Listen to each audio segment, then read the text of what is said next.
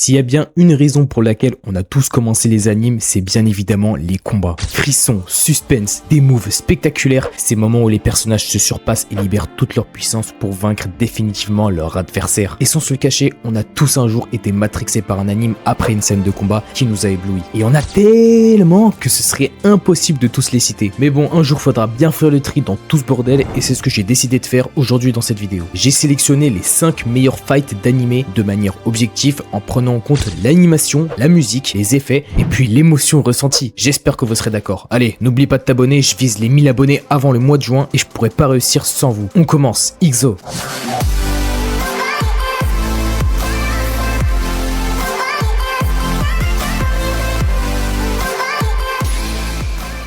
Avant de commencer, je veux mettre les choses au clair. Pas plus d'un combat par animé. Ici, on veut que ce soit varié le plus possible.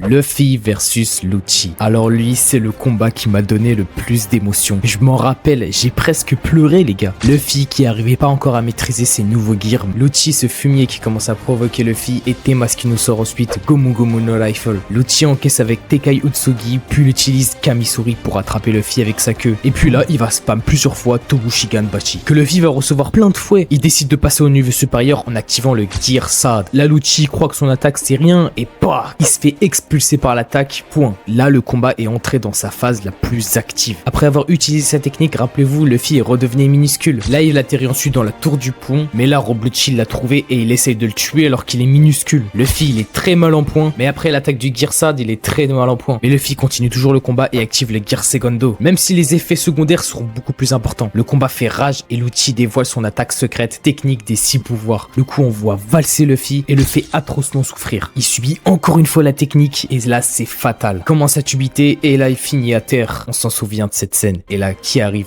Usopp. Usopp se précipite vers l'endroit où est Luffy et il lui dit de se relever mon gars. Il lui dit de continuer le combat comme il le fait à chaque fois. Il continue de crier et dit à Luffy de se relever pour battre Lucci. Mais en voyant qu'il peut pas, il tente le tout pour le tout. Il insulte Lucci de chaton bon à rien. Furieux, il s'empresse d'aller voir Usopp. Luffy donne un avertissement à Lucci en lui disant de rester où il est. Mais Lucci s'en bat la race et il lui dit qu'il tuera tous ses potes. Là Luffy dit à Usopp d'arrêter. Mais il continue, il s'en fout. Luffy essaie alors de se lever pour l'empêcher, mais il y arrive pas, car sa blessure elle le fait trop souffrir. Et au moment où Lucci se rapproche, changement d'OST, Luffy se relève et Lucci comprend rien les gars. Il prend sa dernière forme et emplit toute sa puissance pour mettre un terme au combat. Le combat il devient sensationnel là. Regardez-moi ces coups qu'ils ont envoyés. Mais malheureusement Luffy il est encore touché par la puissante technique des 6 pouvoirs de Lucci et c'est encore plus fatal que la dernière fois. Malgré ses blessures extrêmement graves, il peut plus s'effondrer face à lui. Il se rappelle de ce que Robin a vécu et il refuse qu'elle soit emmenée par le gouvernement. Et il nous sort un Jet Gatling-Do de rage. Cette scène elle nous fait vraiment chaud au cœur. Rob Lucci active son métallium mais c'est pas de taille à le protéger des attaques emplies de rage de Luffy. Il continue et il envoie finalement Lucci hors de la tour en le mettant KO. Si après ce combat il y en a qui osent dire que One Piece c'est nul, bah allez vous faire. En plus sérieusement, ce combat restera à jamais gravé dans nos mémoires et mérite totalement sa place parmi les meilleurs combats d'anime.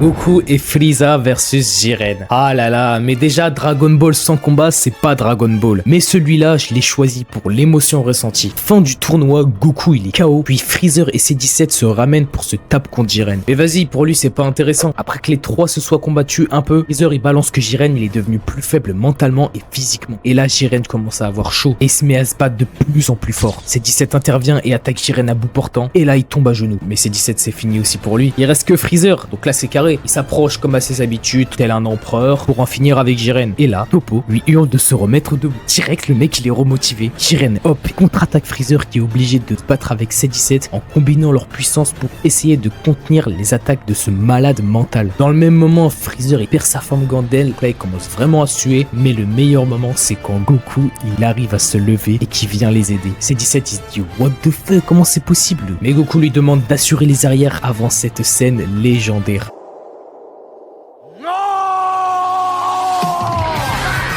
Goku et Freezer attaquent Jiren. Jiren lui commence à rassembler encore plus d'énergie parce que 2 contre 1 frérot, mais même les 3 réunis ils étaient pas sûrs de le battre. Là Goku, Freezer et C17 combinent leurs attaques pour briser le mur d'énergie de Jiren et les deux Goats foncent sur lui en même temps. Oh là là. Dans les tribunes, Krillin et Vegeta, eux ils comprennent pas. Goku et Freezer, ennemis jurés, combattre ensemble contre un ennemi commun, c'est ça le truc magique dans cette scène. C17 les soutient par derrière avec une volée d'attaque d'énergie. Jiren se jette ensuite sur C17, puis là Goku il lance Freezer sur Jiren qui le tacle et se fait balader. Là Goku les rejoint et aide Freezer à pousser Jiren hors de l'arène avant de ressortir une dernière fois le SSJ. Beerus, l'équipe de l'univers 7, tout le monde regarde. Il réussit enfin à pousser Jiren et c'est la fin du tournoi du pouvoir. Quel banger. Franchement, Dragon Ball Super, c'est vraiment clôture en beauté. Dites-moi dans les commentaires votre avis sur cette scène.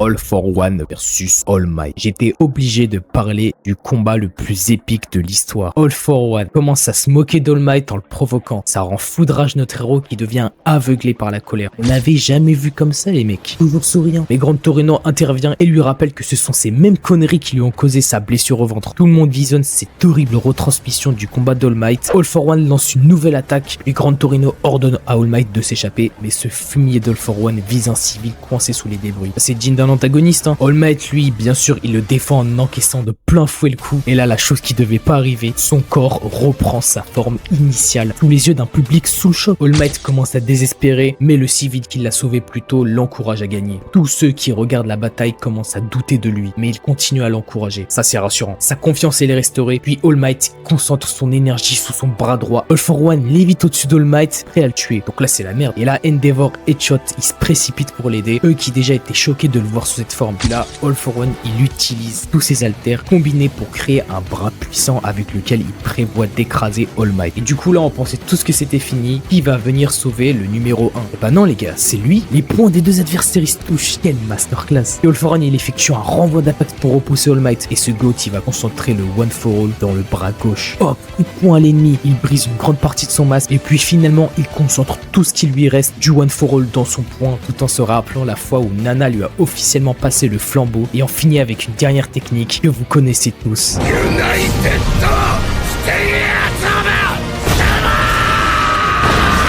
Oh là là, les gars, vraiment, je frissonne là, juste à vous raconter la scène. All Might lève triomphalement son poing pour annoncer sa victoire. C'est fini là, il fait ses adieux One for All et il prend une dernière fois sa forme musclée. Quel combat spectaculaire. Et puis en bonus, la scène où All Might se montre face à la caméra et délivre un dernier message. Le prochain, c'est toi. Mais qu'est-ce que vous voulez de plus, les gars? Itadori versus Maito. Oh, alors lui c'est le plus récent, mais il a zéro défaut. Maito commence par tuer Nanami et c'est parti. Itadori foudrage fonce sur Maito et débute une série d'enchaînements de coups. Plutôt une partie de cache-cache. L'animation est incroyable et Itadori doit faire face à ce taré tout seul. Par contre, il était vraiment déter. Regarde-moi ce visage. Un coup ils sont dans les murs, un coup ils sont dans l'ascenseur. Tout est allé super vite. Itadori il se défoule sur Maito. Une pure masterclass pour les yeux. Et ça c'était avant la mort tragique de Nobara. Quel fumier. Le combat entre Yuji, Todo et Maito, par contre, lui, il était brutal et stratégique. Maito, il utilisait ses pouvoirs de transfiguration pour créer des doubles de lui-même. Vraie technique cancer, ça. Et ça compliquait du coup les tâches à ses adversaires. Mais au calme, les brothers, ils arrivaient à coopérer de manière efficace en utilisant leurs techniques complémentaires. Et puis les niveaux de puissance, c'était impressionnant. Wesh, le combat, il allait des souterrains à la surface. C'est là où ça devient intéressant. Maito qui change de forme et devient Instant Spirit Body of Distorted Killing. C'est quoi ce nom? Donc sa puissance déjà qui était incommensurable a augmenté. En y repensant, c'était vraiment un banger ce combat. Maito lance des attaques de partout alors que Yuji et Todo essaient de riposter. Et rappelez-vous ce qu'il a fait Todo? Il va se couper le bras. Non, c'était trop pour moi là. Mais ça a permis à Yuji de frapper Maito avec un puissant Black Flash comme on les aime. Meilleure technique au passage. Et là, c'est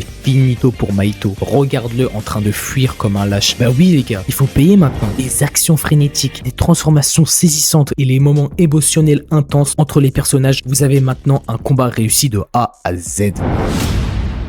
Tengen Tanjiro Inosuke et Zenitsu versus Gyotaro. Bon, pour finir, on se retrouve dans Demon Slayer avec un combat qui nous a marqué pour sa qualité visuelle, sa fluidité et les émotions. Installe-toi et on en parle tout de suite. Déjà, Tengen est à terre, Inosuke KO et Zenitsu à deux doigts de se faire exploser. Donc là, c'est la merde pour nos héros. Il reste que Tanjiro pour vaincre les nuls. Tout est un feu. Regarde-moi cette ambiance et ce décor. Ah là, le chien de Gyotaro en plus, il continue à malmener Tanjiro qui boite. Je vous jure, trop de frissons. On se dit que c'est la fin là. Et hop, coup de boule des familles. Mais le pire, c'est le doigt de Tanjiro fracassé qui soulève un katana. Quel homme ce mec. Il peut enfin le décapiter, puis hop, retour de Zenitsu en souffle de la foudre. Les émotions, elles étaient vraiment à leur comble. Je vous dis, regardez les enchaînements de coups sublimes. Je vous mets à l'écran sans ouvrir ma bouche. Il attaque très vite.